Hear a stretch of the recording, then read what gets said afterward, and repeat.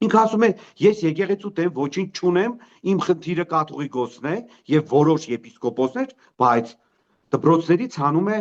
հայոց եկեղեցու պատմություն առարգան։ Ինքն ասում է, ես եկեղեցու հետ ոչինչ չունեմ, կաթողիկոսի հետ ունեմ, շողակաթ հերոստանգերություն է փակում։ Այն հերոստանգերությունը, որը հերարցակեց իր ամանորյա, ուրեմն շնորհավորանքը, Նիկոլի ամանորյա շնորհավորանքը հերարցակեց 26 թվականի։ Ասում է, ես եկեղեցու դեմ ոչինչ չունեմ,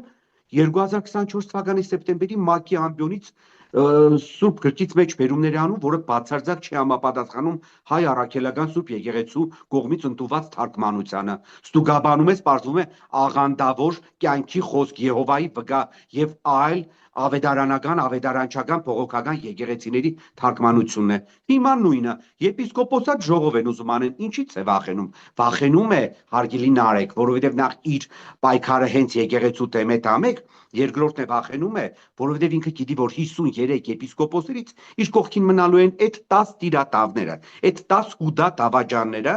որոնք մի քանի այսպես ասած պապ կա, ինչպես իրենք են նշում, կոմպրոմատներ ունեն իրանց վրա, ու հիմա նրանք նստած են